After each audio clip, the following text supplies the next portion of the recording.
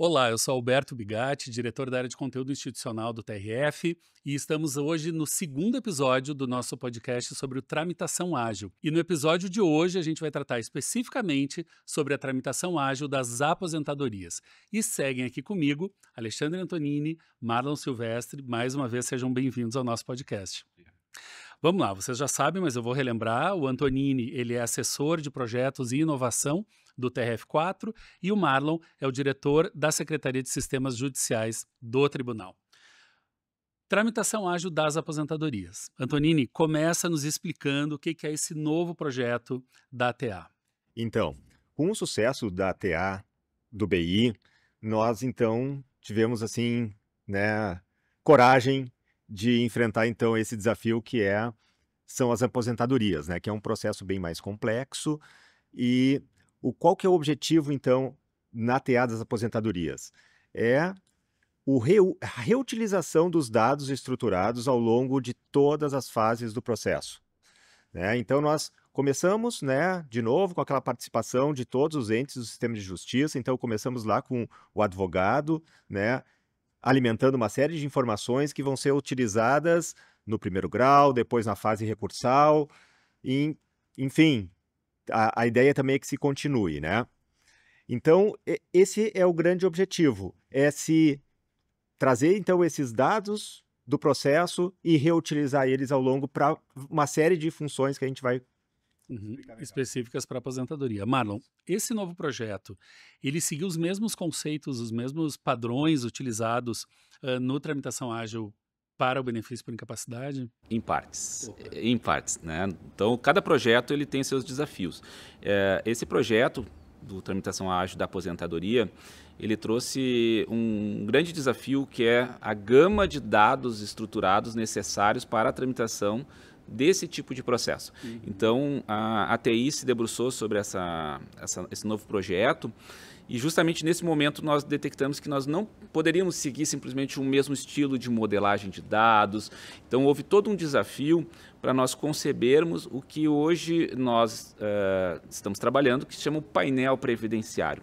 Então, o painel previdenciário é uma visão que nós construímos dentro do EPROC para que o processo da aposentadoria tramite de uma forma organizada e que esses dados sejam reaproveitados durante toda a tramitação processual.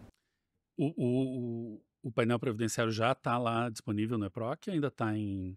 O painel já está lá, então nós começamos uma fase inicial, mas ele está prestes a ser lançado oficialmente, né? Então nós vamos lançá-lo agora em março. Então nós teremos o lançamento já como na primeira fase, que é a fase do primeiro grau em Curitiba. Mas assim, o painel, ele, assim como nós trabalhamos a TA do BI, ele vai seguir uma estratégia semelhante no que diz respeito às entregas. Então nós faremos entregas iterativas e incrementais, onde nós vamos evoluindo também essas entregas, esses produtos que nós estamos fazendo. Já tem um projeto piloto que está em andamento, né? Então o painel já está operacional, já está disponibilizado desde dezembro, não é? No primeiro e segundo graus. Não, só no primeiro grau. Só no primeiro grau, por enquanto. Isso. E assim, uma coisa interessante, né?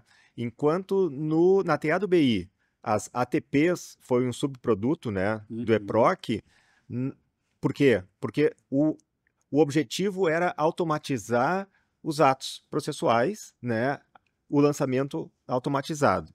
Aqui na TA das aposentadorias, um outro subproduto que nós vamos depois detalhar um pouco mais, são as tags de formulário, que é automatizar a elaboração de minutas baseado nos metadados que nós temos no processo.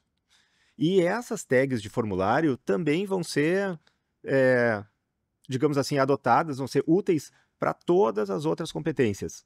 Então, são dois objetivos, mas também com o objetivo de agilizar no caso da TA das aposentadorias, a instrução processual, né? Já que no painel vai ter uma síntese de todo o processo, né, com a individualização dos pedidos e a possibilidade de uma das provas já estão associadas a cada pedido, e a gente vai poder ter também uma análise já estruturada. Ou seja, o painel previdenciário ele vai mudar, vai transformar a forma como magistrados e servidores avaliam a questão os pedidos de aposentadoria, é isso? Sim, então a ideia é que ele seja até mesmo uma nova interface de trabalho, né? Se deixando até um pouco que, como em um segundo plano, a árvore de eventos, né? A ideia é que o painel ele sirva como a interface principal, né? E até a árvore de eventos vai ser um subproduto desse, até do painel, né? Entendi.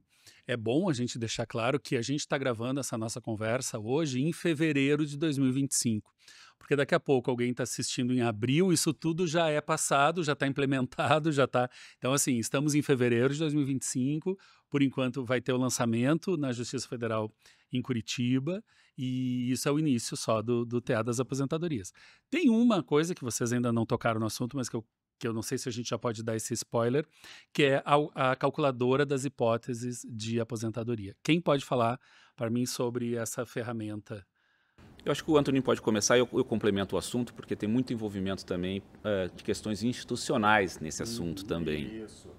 Então, o objetivo também do painel é nós termos na parte, por exemplo, de baixo do painel, nós vamos ter esta calculadora integrada ao painel, que vai, de acordo com a análise de cada um daqueles períodos, né, se foi ou não reconhecido, a calculadora já vai vai calculando cada vez que se muda e vendo dentre as várias, nas questões, as várias... Cenários. Isso, se tem direito ou não em vários cenários normativos, né?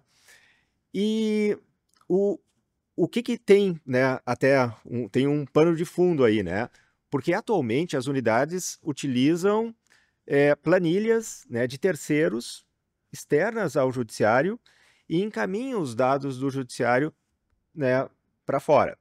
Inclusive aí na terceira região, né, no TRF3, eles até chegaram a restringir, a não permitir o uso dessas planilhas.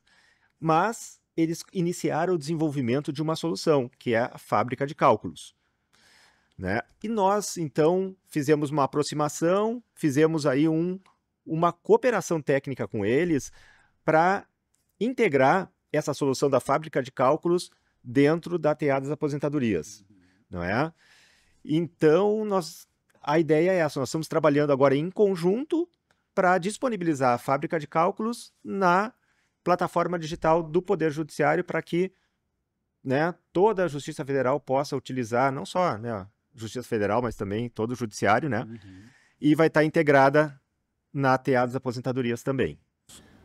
Eu gostaria só de complementar também, eu acho que é importante salientar que sempre o serviço público, né, eu acho que nós assim, analisamos o estágio que já estava a fábrica de cálculos do TRF3 e eu acredito que fazer um retrabalho desenvolvendo não seria algo producente. Então, eu acho que é importante, então, essa aproximação que ocorreu com o TRF3, com o próprio CNJ, para nós desenvolvermos, então, trabalharmos de forma colaborativa com o TRF3, usarmos a fábrica de cálculo dentro do projeto da tramitação ágil da aposentadoria.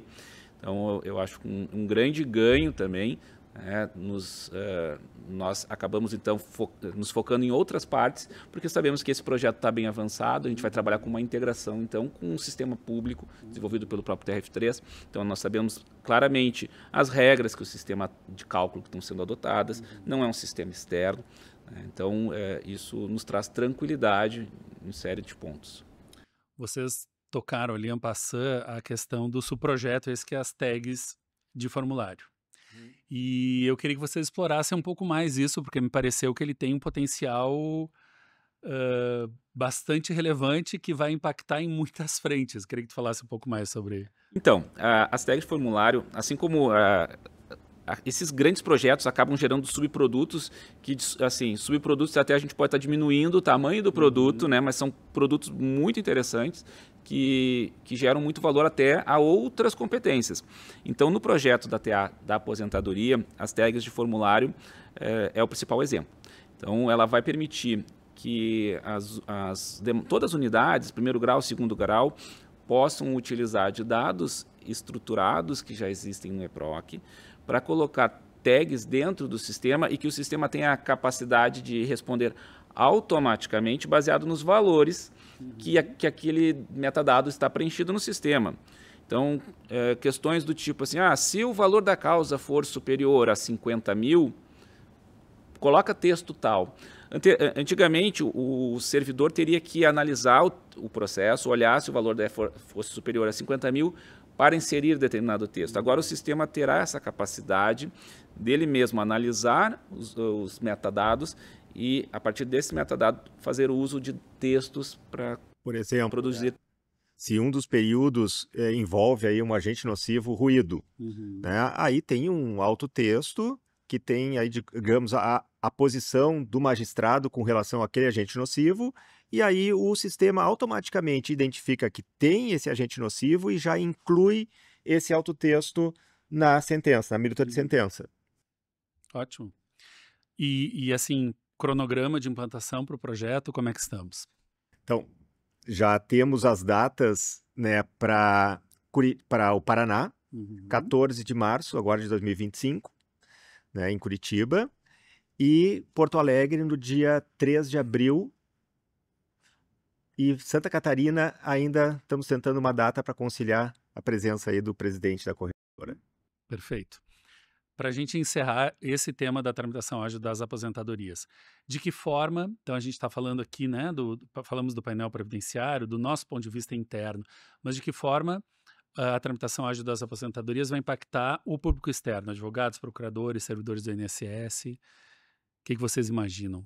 Eu imagino também, assim, até para os próprios advogados, hoje eles precisam preencher dados, eles são intimados pelas secretarias para preencher diversos documentos para que possam instruir, né, o processo de diversas formas. Então, existe agora com o projeto, isso de certa forma é institucionalizado, padronizado, então o pedido ele vai entrar de uma forma padronizada, mas mais do que isso, também agiliza para o advogado, até mesmo facilita a importação de documentos que são utilizados, que nós vamos permitir importação, como RDCTC, documentos que fazem parte do pedido, nós vamos reaproveitar também para agilizar a própria distribuição do processo e o pedido do advogado, ali, o preenchimento da inicial.